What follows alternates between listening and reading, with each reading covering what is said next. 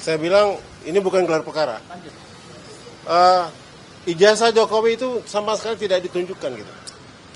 Harapan kita di gelar perkara ini ada pemberlakuan ijazah Jokowi, tapi ini tidak sama sekali. Bahkan tadi pihak pelapor pun keberatan dia kalau ijazah Jokowi diperlihatkan. Dia hanya mau memperlihatkan di pengadilan.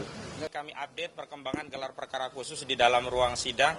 Tadi alhamdulillah kami sudah memenuhi dan sejumlah pihak hadir.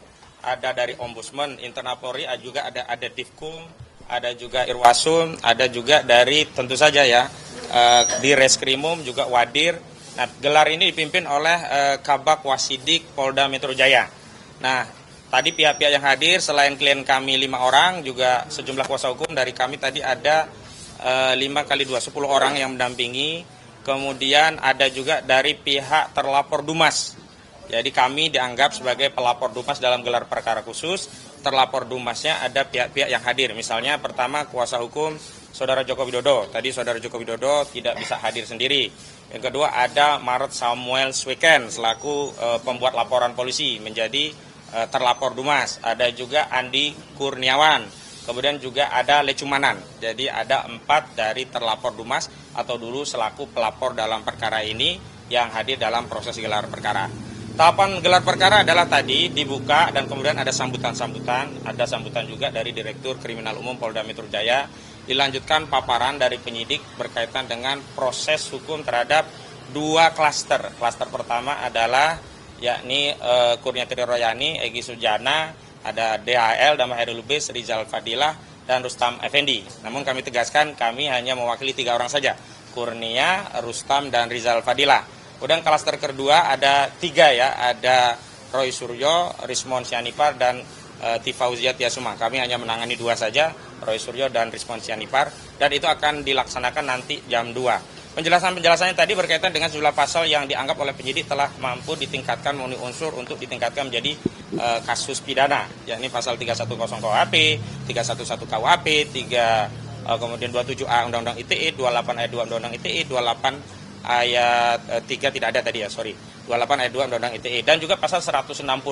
Kami tadi belum melakukan gelar berkaitan dengan pasal 32 dan 35 Undang-Undang ITE, karena pasal itu nanti spesifik untuk klaster kedua yang akan dimulai jam 2. Tadi kami sudah menyampaikan ya segala kritik yang tadi sempat kami kompreskan juga masuk lagi, terutama juga ada tambahan-tambahan dari Bang Gafur juga Bang Petrus Celestinus. Untuk itu Bang Petrus tolong Bang disampaikan tadi apa yang menjadi pandangan Abang di proses gelar perkara untuk tim kita, silakan. Ya, tadi kita sampaikan bahwa setelah gelar perkara ini, kita minta penyidik mulai melakukan pendalaman terhadap apa yang selama ini menjadi dalil dari pihak tersangka atau pihak kami, bahwa kepentingan yang mereka perjuangkan untuk mengungkap ijazah Jokowi ini untuk memastikan palsu atau tidak, itu adalah dalam rangka memperjuangkan kepentingan umum. Karena di balik apa yang disebut kepentingan umum itu kan terlalu banyak, ya, soal pemilu, soal lembaga pemilu yaitu KPU, soal partai politik yang merekrut calon-calon presiden, ya, suara rakyat kita yang sudah kita berikan selama 2 periode juga kalau itu ternyata palsu, apa kata dunia? Sehingga kita minta soal pendalaman mengenai kepentingan umum ini harus sungguh-sungguh dilakukan. Karena dengan mendalami kepentingan umum, para tersangka ini kan diberikan oleh undang-undang ada imunitas sebagai kelompok masyarakat yang melakukan peran serta masyarakat, imunitas sebagai advokat yang sudah 4-5 tahun lalu mereka mengadvokasi ini, membela kepentingan umum dan membela beberapa orang yang ditetapkan sebagai tersangka dan terdakwa. Kemudian juga di dalam beberapa pasal dari sangkaan ini juga ada alasan pembenar yang meniadakan perbuatan melawan hukumnya. Sehingga kami minta ujung dari penyidikan ini harus berakhir dengan penghentian penyidikan. Dengan dihentikan penyidikan, maka masyarakat bisa meminta Polri memulai membuka penyelidikan khusus terhadap dugaan ijazah palsu ini. Karena melalui penyidikan pencemaran nama baik, soal ijazah palsu tidak akan bisa ditentukan oleh penyidikan di Polda Metro Jaya ini. Itu yang inti dari dialog tadi, antara lain mengenai itu. Saya kira itu saja. Terima kasih. Ada mau ditambahkan yang lain? Ya, Pak Herman. Gelar perkara ini, tapi penyidik tidak menjelaskan seperti itu gitu loh. Jadi kami merasa bahwa ini bukan gelar perkara. Yang kedua, ijazah Jokowi itu sama sekali tidak ditunjukkan gitu. Harapan kita di gelar perkara ini ada pemberlakuan ijazah Jokowi, tapi ini tidak sama sekali. Bahkan tadi pihak pelapor pun keberatan dia kalau ijazah Jokowi diperlihatkan. Dia hanya mau perlihatkan di pengadilan. Sementara beberapa pengadilan sudah sidang tetap tidak ditunjukkan gitu loh. 4 kali. Artinya apa? Artinya memang problemanya, inti dari persoalan ini adalah ijazah Jokowi sampai sekarang tidak bisa dilihatkan dan tidak bisa dibuktikan oleh penyidik. Dan masih disembunyikan. Padahal sudah ada pernyataan tadi bahwa kami sudah menyita ijazah Jokowi. Nah kalau sudah sita mana? Ya, harusnya bisa. Mana berita acara sitanya? Tapi ini tidak diperlihatkan gitu loh. Jadi kalau sepanjang itu hanya retorika saja, ya saya merasa ini bukan gelar perkara yang baik dan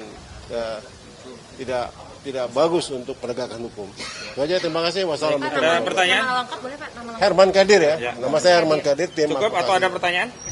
Ada pertanyaan? Cukup ya.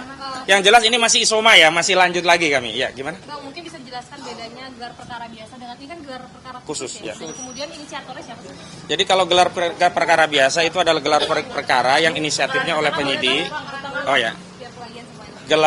Gelar perkara biasa itu adalah gelar perkara yang dilakukan oleh penyidik di internal penyidik untuk memberikan pemaparan tentang pasal-pasal yang didakwakan seperti apa, yang disita seperti apa, unsur-unsur pidana seperti apa, dan bukti-bukti apa yang kemudian menjadikan kesimpulan bagi penyidik untuk menyimpulkan bahwa pasal ini terpenuhi unsurnya, pasal ini terpenuhi unsurnya sehingga naik ke tahap penyidikan. Nah, gelar ini kemarin sudah dilakukan di internal dan itu inisiatifnya penyidik dan dihadirkan oleh pengawas di internal penyidik termasuk pihak jaksa dihadirkan sebagai pengawas dalam proses penyidikan.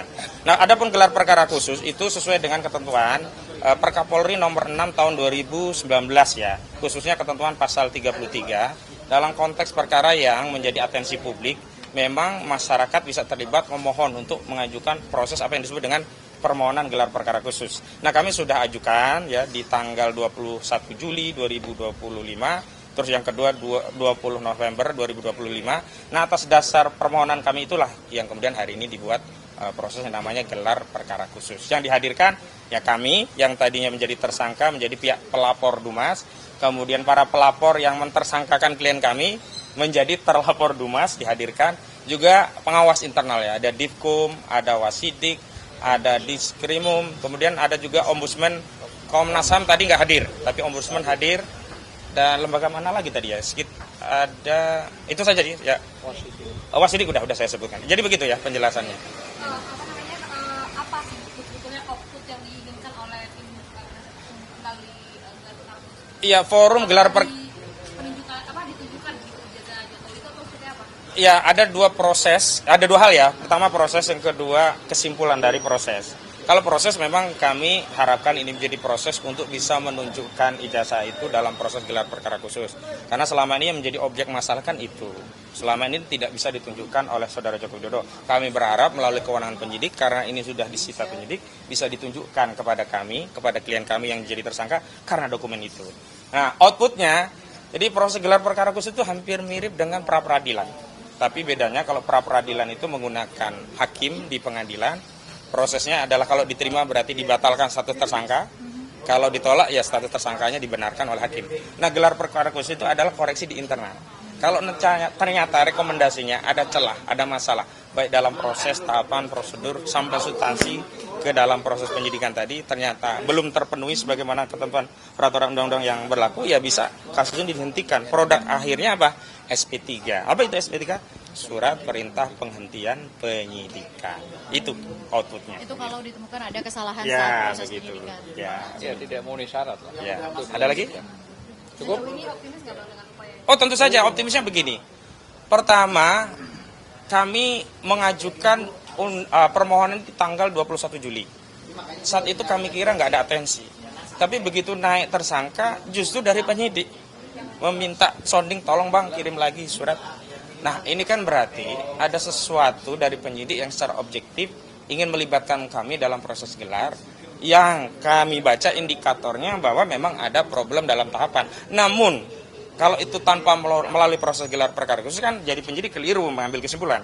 Nah, melalui proses inilah saya pikir kami husnuzon berkeyakinan bahwa ini akan menjadi mekanisme untuk mengevaluasi proses penyidikan yang berujung dengan SP3 begitu. Problemnya di mana? Berarti sudah dikasih tahu sama Tadi sudah, di antara yang kita sepil adalah dalam konteks advokat ya. Advokat itu kalau diperiksa Bu Kurniati Royani ya, juga Pak Egy Sujana. Itu kan semestinya harus sounding dulu ke Dewan Kehormatan Advokat.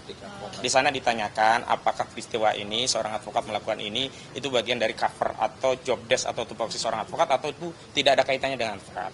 Kalau itu bagian dari tugas advokasi, maka seorang advokat tidak boleh diidentikan dengan kliennya. Advokat mengatakan dugaan jasa palsu, berarti bukan dia kliennya, ini hanya mengutip begitu. Nggak boleh kemudian, ini advokatnya, ngomong jasa palsu, enggak. Jadi nggak boleh diidentikan. Nah, manakala rekomendasinya bahwa itu bukan bagian dari tugas seorang advokat, maka rekomendasinya adalah mempersilahkan penyidik untuk melakukan proses. Nah, ini tidak ada proses itu. Jadi tidak ada rekomendasi dari Dewan Kehormatan Advokat. Dalam hal ini Perhimpunan Advokat Indonesia ya, Peradi ya, karena Bu Kurniati Royani itu berasal dari Peradi, sama dengan saya, Perhimpunan Advokat Indonesia. Tapi bukan Peradi bersatu ya, bukan Peradi kocar kacir, bukan Peradi kemana-mana ya, Peradi saja begitu ya. Jadi dipertegas undang-undangnya ya, saya kasih tahu bahwa Undang-Undang Advokat 18/2003 itu pasal 16 ya, hak imunitas bagi seorang pengacara atau lawyer atau penasihat hukum yang tidak bisa diperkenalkan baik di dalam maupun di luar. Itu firm sudah, pasal 16 Undang-Undang 18 tahun 2003. Dan itu sudah pasti firm dan tidak boleh diperkarakan baik di dalam maupun di luar, baik itu pidana maupun perdata. Tapi ini dipaksa menjadi tersangka. Nah, ini kan menghilangkan atau melawan atau melanggar Undang-Undang Advokat. Saya kira itu aja. Oke ya, cukup ya.